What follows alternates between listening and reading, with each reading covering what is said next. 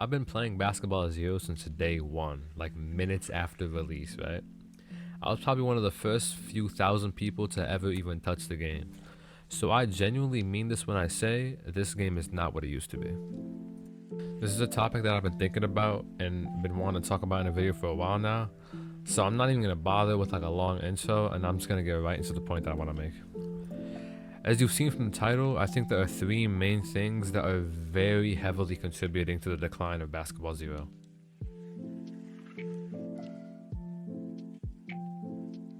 Almost every decision and update in this game is decided by the community through the Basketball Zero Discord server. This might seem really good at first, and I wouldn't blame you for thinking that. What better way to make a game than to let the players decide what goes into it, right? But I think this brings up a whole bunch of issues. Crollo was the main developer behind Basketball Zero, and no disrespect towards him and his community, but a lot of the people in his Discord are glazers. If you look through the chats, you can see people calling him King Crollo, my goat Crollo, my baby daddy Crollo, and I know a lot of them are kidding. I'm not gonna front. I'm not stupid. I know a lot of them are kidding, but the point is there definitely is some people that idolize Crollo and put him on a pedestal. And when they hold someone to such a high regard and a high standard, they tend to care less about the creation being the game and more about the creator being Crollo.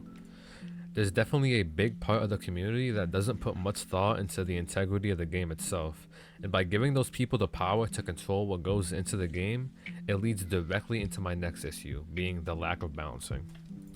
As I said earlier, I've been playing since day one, like the first few minutes, right? So I would say I have a really good understanding of the game's physics and mechanics since I've been playing for so long. And I don't say this out of a place of saltiness or like a scrub mentality, but the game styles are not very balanced at all. When the game dropped, there was only 5 styles: Clutch, Phantom, Sniper, Star, and Ace. Clutch has always been kind of lackluster and not that good, but the other 4 styles were pretty fairly balanced. Ace and Star were like the rust down scoring type of styles. Sniper was kind of like a spot up shooter that could shoot from half court and up close. And Phantom was the definitive assist type style. This type of categorization early on introduced a very fun and unique way to play the game. Being able to choose your own play style, how you play, it brought so much depth to the game, and it became better and better as the game went on. Styles were added like Flash, which was like the quick, pure movement-based style. Playmaker, who was able to temporarily stun the opponent with a nutmeg move, while also giving alley-oops to their teammate. Lock, the first pure defensive-based style. And Giant, an absolute goat in the paint with his post-form dunk and mid-air steal. These early styles all kind of fell into a category, and that was what was unique about them. You could play completely differently every game with a different style, and there was a very big focus on teamwork and passing. This all changed though when the Perfection style was added. Perfection had a near half-court shot like Sniper, its awakening ability gave it fast movement like Flash, it has a defensive block move like Lock, and it can stun enemies with a dribble move like Playmaker. Perfection was and still is a really good style. It's a damn near perfect style, pun intended. But that's kind of all there is to it. It's like an amalgamation of the best parts of 5 different styles with not many drawbacks. Not only was it pretty unbalanced when it dropped, but it was almost too good, like to where it's not fun to play. The styles before all had specialties and like very specific things that they excelled in. They all filled that niche, but Perfection excelled in everything. What made a style like Sniper so good and fun to play was that if you wanted to do one thing, you could do that one thing. If you wanted to shoot, you choose Sniper. But then people think, why would I choose a shooting style like Sniper or a playmaking style like Playmaker when I could just play Perfection and have it all? This was made even more prevalent by the Perfectionist Zone. If you don't already know, zones are abilities that build throughout the game in order to give you a temporary boost in a certain attribute. The zones already in the game gave various things like boosted speed, longer range, better defense, extra dribbles, stuff like that. The new Perfectionist Zone, however, it gave multiple buffs. Better speed, better range, and one more dribble. This has kind of sealed the unoriginality for me. Not only is Perfection just a combination of different styles, it feels like, but the zone is a combination of other zones.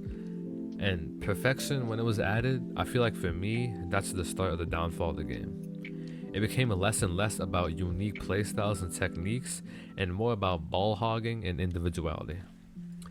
Basically turned everybody into an egoist. If I have a style that can do anything and everything, why would I pass? That's what people thought. The update following this was a rework for the star style. And I really messed with this update at the time because I main star. I low-key main star back then and I still do. But looking back, it kind of just accentuated the problem. It gave Star a dribble move, which in a game about basketball, having a traversal dribble move makes sense, but not every style needs one. The next update added a style that really put the video you're watching right now into motion, and that style was Emperor. Emperor had a single move that completely changed the way the game plays, and that move was Emperor's Reach. Emperor's Reach was an ability that instantly blocked the opponent whenever they tried shooting or passing, and this move was busted. Its timing was hella lenient, right? It was active for a good 5 to 6 seconds after you activate the move.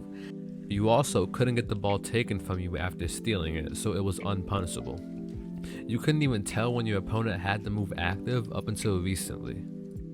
I would say this move almost single-handedly made the individuality problem much worse. Perfection had already given a majority of players, as I said, an egoist mentality, and now by actively punishing players by trying to pass, like playing a style below mythic rarity became almost like a hindrance, right? You have to play twice as hard to even compete with the new styles being added. A few more styles have been added since Emperor, those being Fetch, Quick, Gold, Basketball God, Crollo, and Tatless, and the issues I've talked about so far have not really gotten better. Fetch and Quick was like a small return to form. It was an attempt at balancing the game because they were lower rarity styles. In my opinion, it just wasn't executed well though. Quick is a speed based style, but overall its moves are like very lackluster, very weak, and quite forgettable, all while trying to occupy a niche that's already been filled with styles like Flash. Fetch is a bit better though. It has a dive move that can come really in handy, but it's an attempt at balancing that just falls flat in my opinion, given that this update came immediately before and after 2 higher rarity styles were added. Basketball God kind of has a similar effect that Perfection had. It's a very powerful style that just leaves too much to be desired. It doesn't have the same uniqueness that the early styles had, and it's definitely an easy style to win with. It's one of the better styles in the game, but that's kind of it. It's good for the sake of just being good.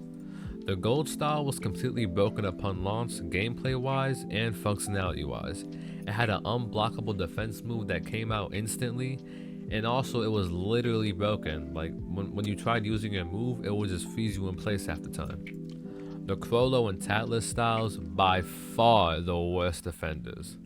I'm talking full court shots, dribble moves that travel half the court that can't be stopped, guaranteed steals, and abilities that can stun entire defenses at once. The days where every style brought a new and balanced way to play the game is gone.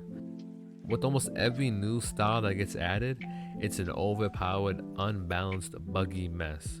With every new zone that gets added, it's a reskin compilation of 3 previous zones. And that brings me to my last point. This game isn't even about basketball no more. In the early days of Basketball Zero, you benefited from actually knowing basketball. Skills like positioning, faking out opponents, and playmaking were like actual techniques that you could utilize. But now the game is kind of all about generating hype and seizing out your opponents.